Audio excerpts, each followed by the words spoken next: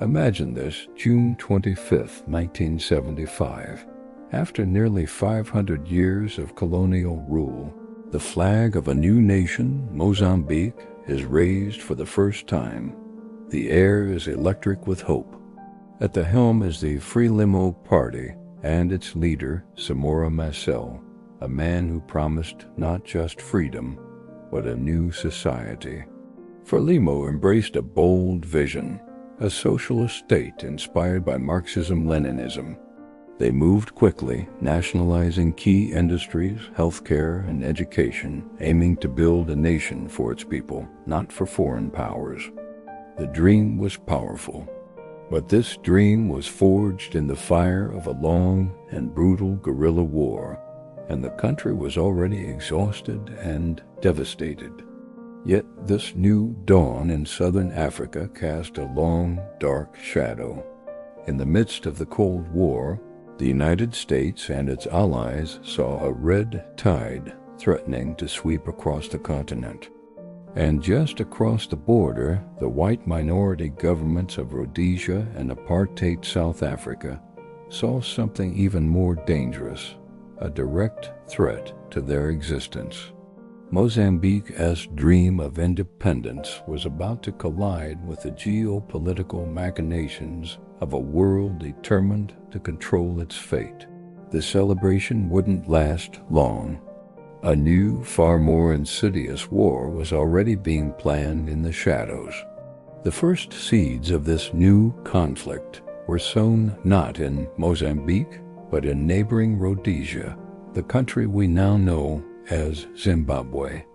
The Rhodesian government, led by Ian Smith, was fighting its own war against black liberation fighters, many of whom belonged to a group called Zana Frelimo, true to its revolutionary ideals, offered these fighters sanctuary, allowing them to operate from Mozambican soil. To the Rhodesian regime, this was an act of war. Rhodesian intelligence, the infamous Central Intelligence Organization, created a monster. They recruited disaffected Mozambicans, former colonial soldiers, and anyone with a grievance against Frelimo, and forged them into a rebel army. They called it Renamo, the Mozambican National Resistance. Initially, Renamo was nothing more than a tool for Rhodesia, a scalpel to cut Frelimo's supply lines and disrupt its support for Zimbabwean independence.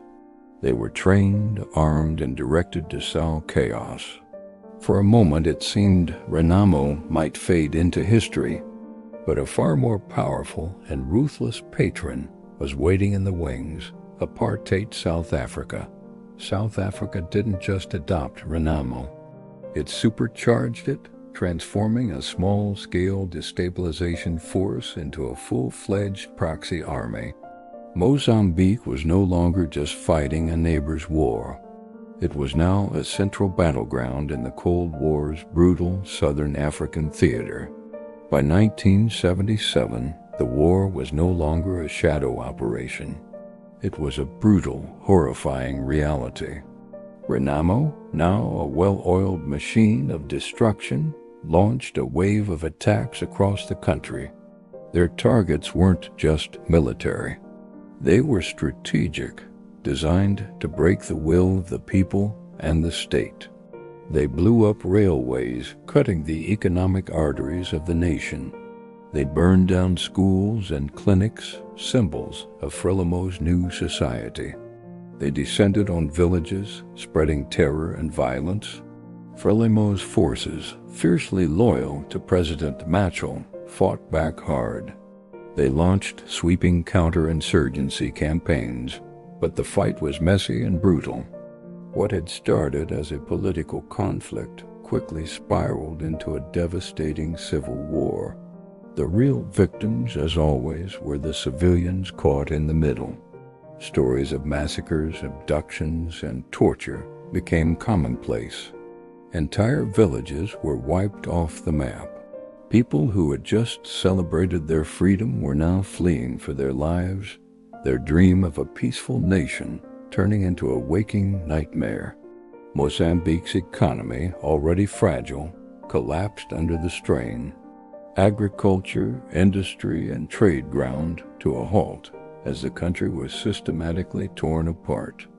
This wasn't just a fight between two Mozambican factions. This was a nation being deliberately and methodically destroyed from the outside in. The 1980s marked the descent into the abyss.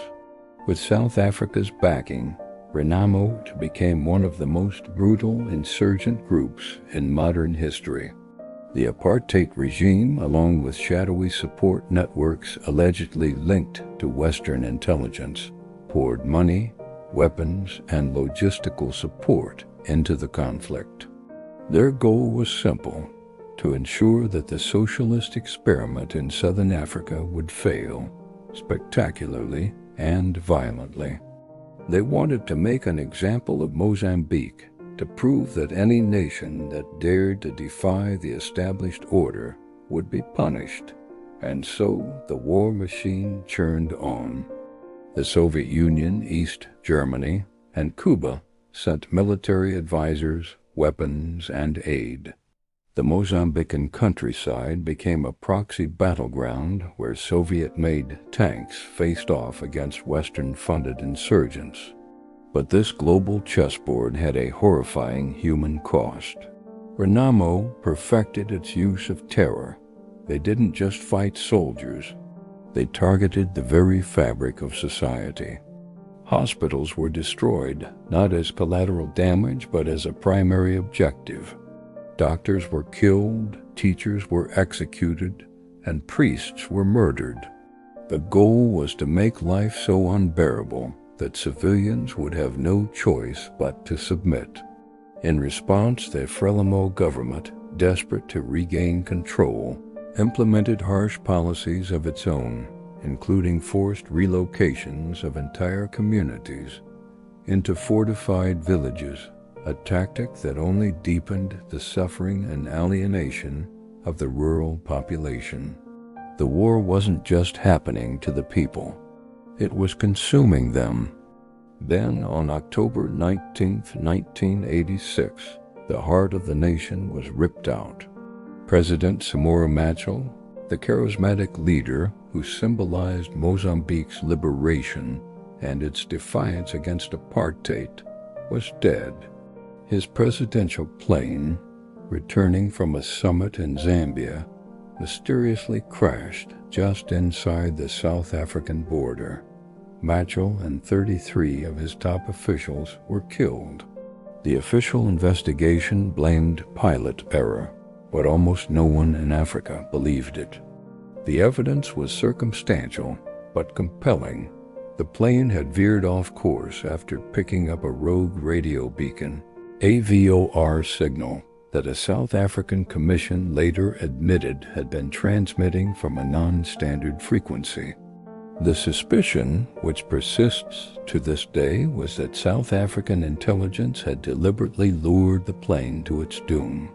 Whether an accident or an assassination, Machel's death was a catastrophic blow. Mozambique lost its founding father, its most powerful voice on the world stage. The psychological impact was immense. The man who had stood up to the mighty apartheid regime was gone. His successor, Joaquim Chissano, was a more pragmatic and less ideological leader. Faced with a nation on the brink of total collapse, Chissano recognized that the military path was leading to annihilation. He began to cautiously steer the country toward a new direction, one that prioritized peace and negotiation. But the tragedy was far from over. The war's deadliest years were yet to come. By the late 1980s, Mozambique was a landscape of pure devastation. It had become one of the worst humanitarian crises on the planet, yet it was a catastrophe that unfolded largely in the dark, ignored by a world preoccupied with the final days of the Cold War in Europe. The statistics are numbing in their scale. Over 1 million people were killed, a staggering number in a country of just 15 million at the time. 5 million more, a full third of the population, were displaced, either internally or as refugees in neighboring countries. The infrastructure that had been built with such hope in 1975 was now rubble. The human suffering was almost unimaginable. Both Frelimo and Renamo resorted to the most desperate and cruel tactics, including the widespread use of child soldiers. Boys as young as 10 were abducted, brutalized, and forced to commit unspeakable acts, often against their own communities. The war had devoured an entire generation. But as the decade drew to a close, the tectonic plates of global politics began to shift. The Berlin Wall fell. Apartheid South Africa, crippled by sanctions and internal resistance, began to crumble. Nelson Mandela was released from prison. Suddenly, Renamo's powerful foreign backers began to melt away. The funding dried up. The geopolitical justification for the war vanished. For the first time in over a decade, peace seemed possible. In 1990, the Frelimo government under President Chissano made a monumental ideological pivot.